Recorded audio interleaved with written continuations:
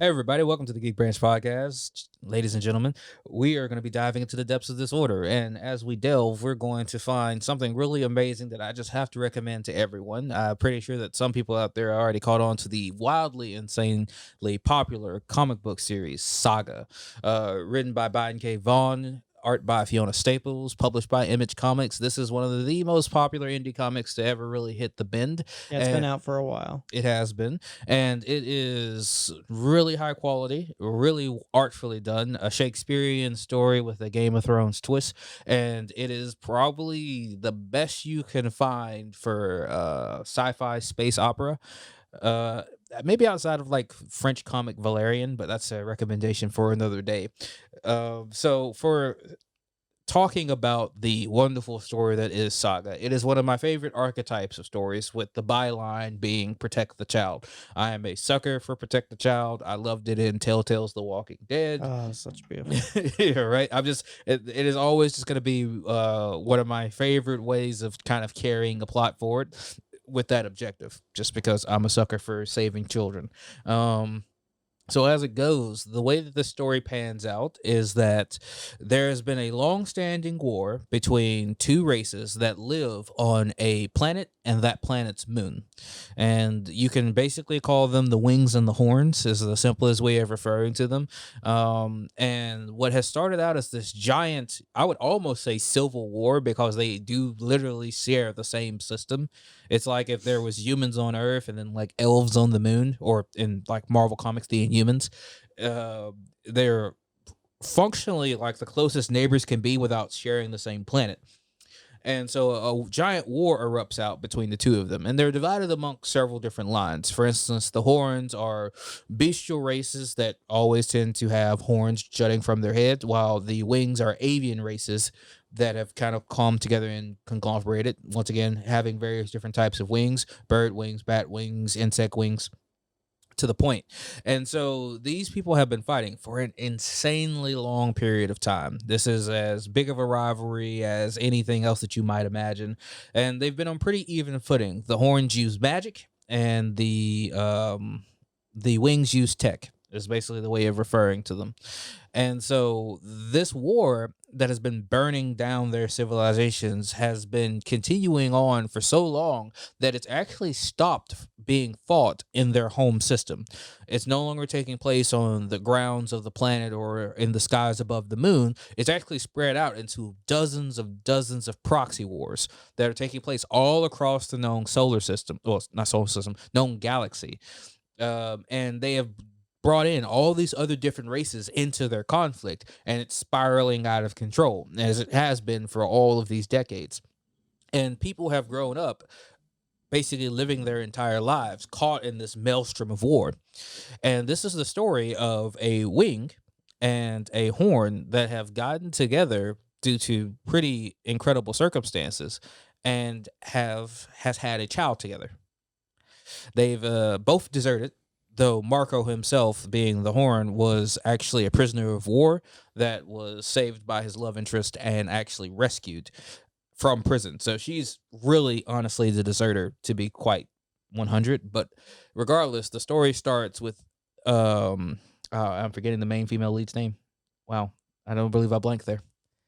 Me and Kessler both. I don't think Kessler's read the books either. No, No, it's I'm pretty not. new out there. I don't know why That's I've all not of a that sudden. new. Well, I mean, relatively. I mean, it's not like it's like Game of Thrones where it's been around for 20 years and then suddenly got popular. Right. But yeah, it's relatively new. But the story starts out with her giving birth and basically kind of delving over to what the consequences of their birth means. These people have been fighting for so long. Their hatred for each other, their animosity is so very strong that it becomes everyone's immediate objective upon confirmation that this hybrid child has been born. Is the To kill the child. Yes. Yeah, child's Hazel, The child's Hazel, but and her mother, mother is Elena. Elena.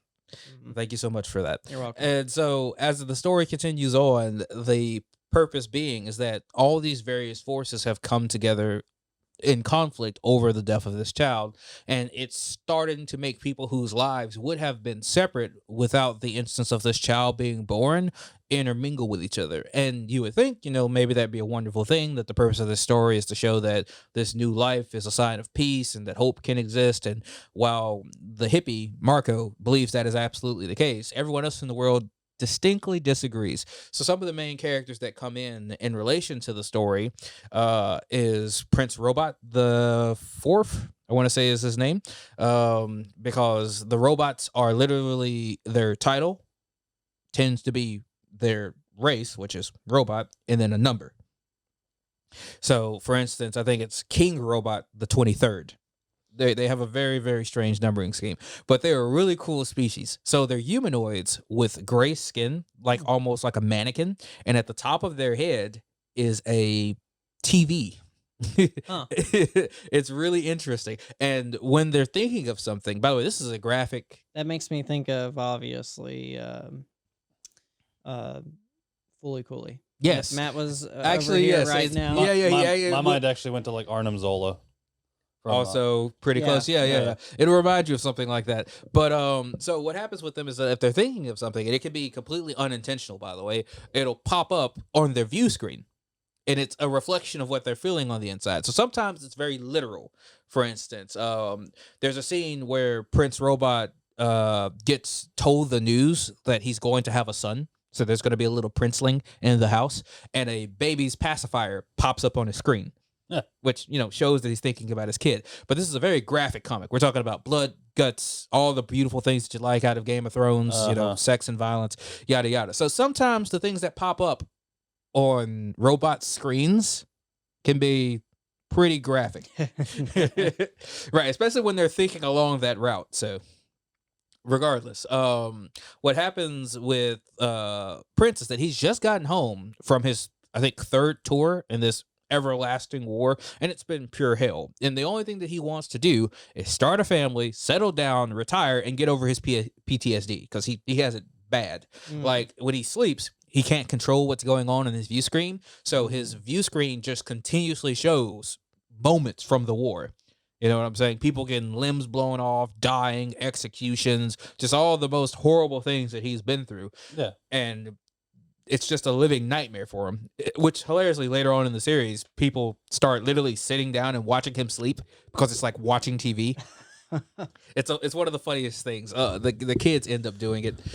But so that's Prince Robot, who's been mobilized. He's been tasked, because the robots have an alliance with the Wings, to hunt down and execute the baby. Yeah. On the opposite side, the Horns have hired out one of the very famous assassins / mercenaries in this world, and they all have their own same naming scheme. They're always called the something. It overrides their actual name. So the hunter that's hired out to hunt them down and kill their babies called the Will. Well, specifically, he's one of the few people that the contract was offered out to. Other members are the Stalk. Like, yeah. So they all have the, and then their name. The Brand is another one. Yeah, and the Will's sidekick is literally a cat called the Lying Cat. And lying cats detect when you are lying. And if you are lying, they will say lying. Huh. And it makes for some really interesting story moments, because obviously you can't lie to him as long as the cat's there.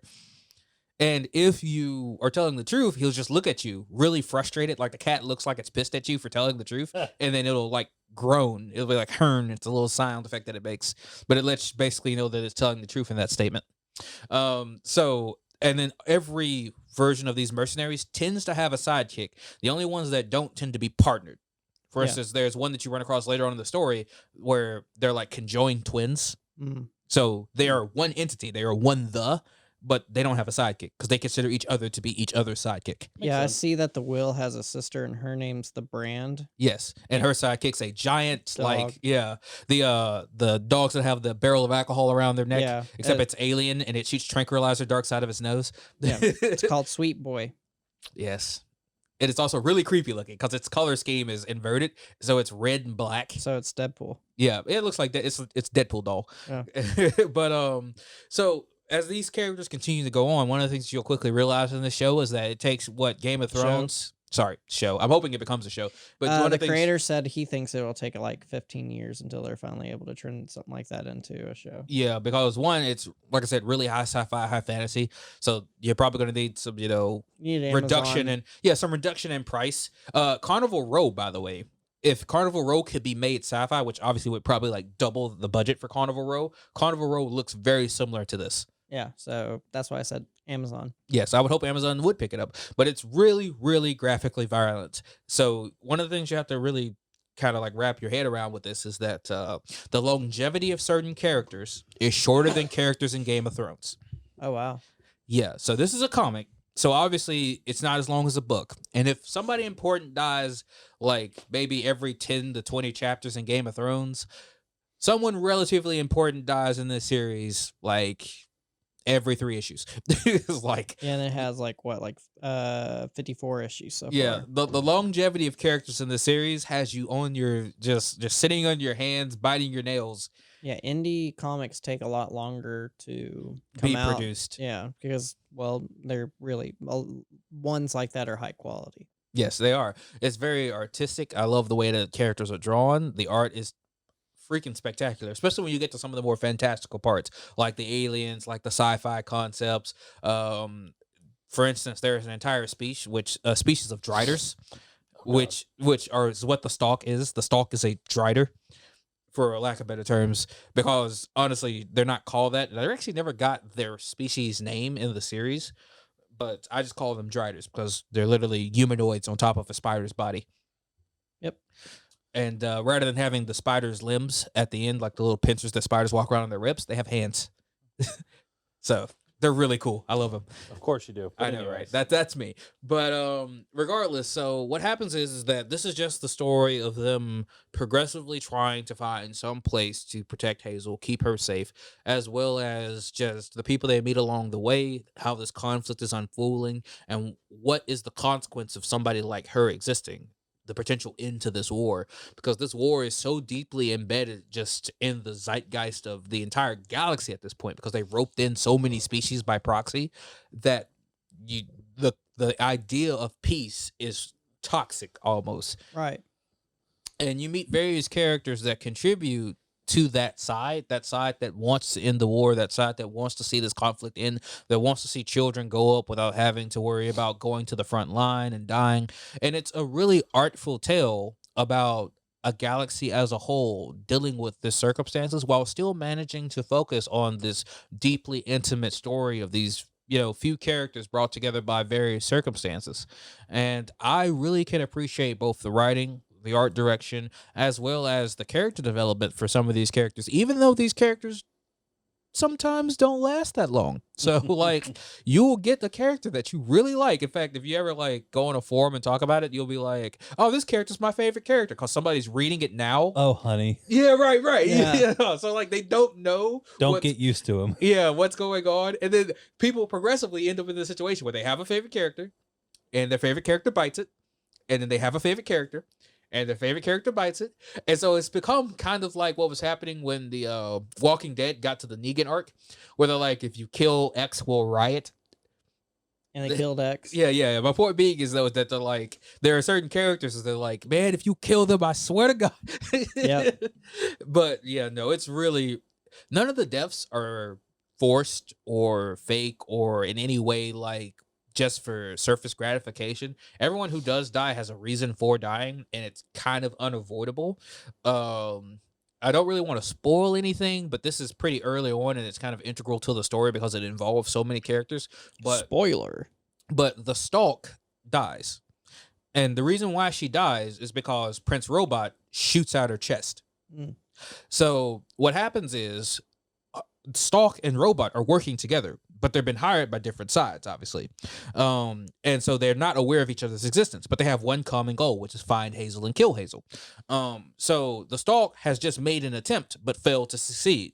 Robot lands on the planet where she is, and they're about to begin discussing peaceably about what their mutual mission is.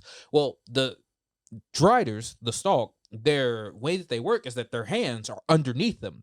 That's how they walk. They're like spiders. Yeah. And everything that they keep is underneath the main part of their body. And she's a female, so she wears a skirt. Makes sense. So it's like literally a hanging curtain just because of the way her body is shaped. So she's going to reach out and grab her mercenary license, which is something that we've seen her do before.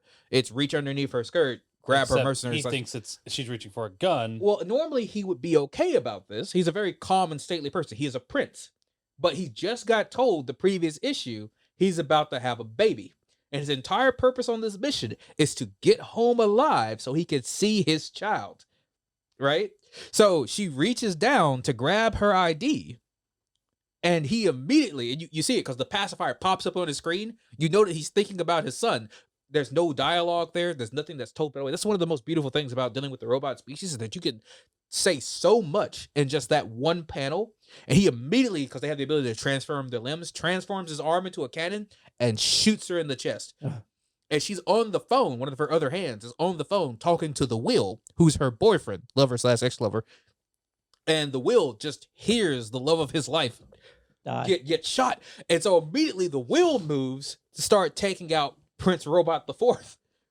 And like literally everyone starts it just dominoes, spirals out of control. Yeah, just spirals out of control because of just valid reasons for everyone biting it. But when the moment someone dies, the stakes raise. And remember, someone dies like literally every 3 or 4 issues. The stakes raise and the situation gets that much more entangled. People end up allying with each other that you don't think it's even possible for them to like each other. People end up killing each other for grudges that you may have forgotten about because they were brought into existence in the first chapters, and we're in chapter 40 something or whatever. Right. It's like it goes nuts. I know it's not a murder mystery, but it's kind of like those murder mysteries where like they're trying to figure out murders and then more murders eventually happen. Yeah, keep occurring. And then people end up teaming up because they're trying to survive. Right, from different circumstances. So you get some really bizarre combinations here of like characters who you thought would never be able to tolerate each other at all, working together to survive these insane situations. The sci-fi level gets so high. Like literally there's a hunt for a ghost that is attached to Hazel. It's like a ghostly babysitter. She gets discombobulated, basically banished. And she gets banished to a planet that they have to go and find her on so they can reconnect her to Hazel because that ghost during the night protects Hazel. And it's not necessarily a ghost. That's why I say it's like sci-fi fantasy. There's a sci-fi reason for this thing to exist. But regardless, you can just treat it as a ghost. It's intangible and it has powers, but it can't, directly interface with anything. And it's soul bonded to Hazel as a baby because she's there to help them and protect them.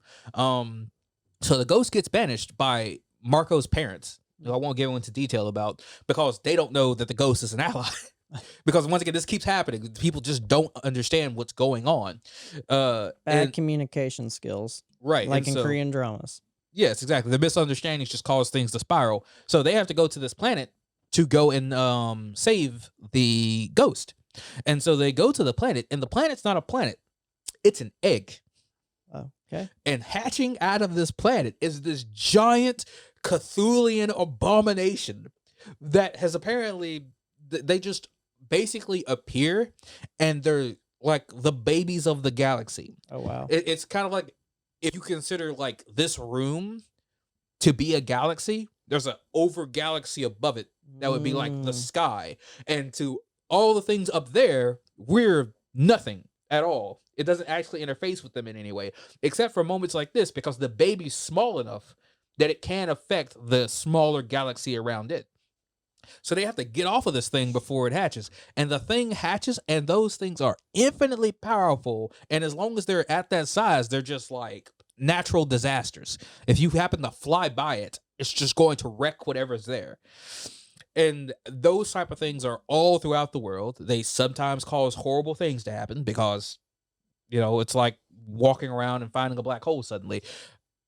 All of this continues to play out, and every issue, the world expands a little bit more. You learn more about it. You meet new characters. Those characters may not stay around, but you get attached. You learn more about the story, and you care. And all throughout the entire story, Hazel is giving narration. Hazel is the narrator for the story. And it's kind of like as if we're reading Hazel's diary from an older age. Okay. So every time there is a scene or a panel, you might see commentary from Hazel talking And about an older age. yeah, at an older age, talking about the world, talking about her birth, talking about circumstances of the people that she's met, and this running commentary also provides this really sense of fulfillment as the story gets, padded out by Hazel's exposition. And it doesn't intrude in any way. It's not like the Star Wars crawl at the beginning of the movie where it's just like, here, let's dump all this information on you. And it's not like something that's really over pausing like Deadpool when he's like, pause the movie, let me explain what's going on here. It flows seamlessly and naturally, and it makes a very, very excellent read.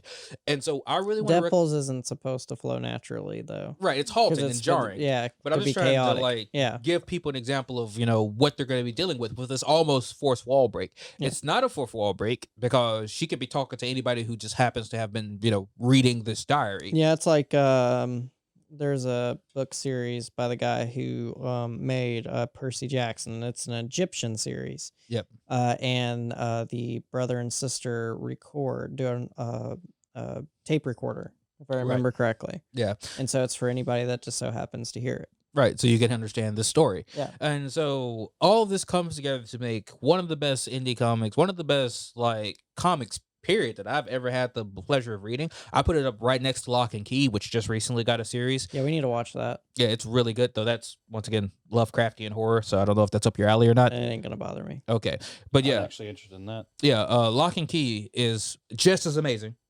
Invincible, just as amazing. And that's getting a TV show. Yeah. So all of these things are coming out in this way. It's at the exact same level of quality. It's just as good as The Walking Dead, in my opinion. I would fully recommend it, and this is the perfect time to hop on. And he's talking about the comic series of The Walking Dead. Yeah, the comic series. This is the perfect time to hop on because it's on hiatus. So the story is not progressing any further than it currently is now until the Because they're author taking a break. Yeah. until the author gets back. Now's the time to pick it up, to read it, to catch up to this point, because the last issue is a cliffhanger, and it's the most mind-numbing, brain-exploding, insane cliffhanger ever. And so, get to here before anyone can get online and spoil it for you, before this comes out and people are like blasting the internet with all this information about it. This is the perfect time to catch up to the series. And that's really what I wanted to talk about with you guys today, because I personally love this series. I was so happy that I had this opportunity with this podcast to recommend it to people, because obviously my voice doesn't reach everyone. This is one of those opportunities where I can expand that and recommend something that I think is a real work of art. Yeah, I really look forward to checking that out myself. Yeah, so thank you guys for diving into the depths with me. I hope you pulled out something useful. And this has been me, your host, Dane, my co-host, Tim, and Kessler. Have a nice day. Bye, guys.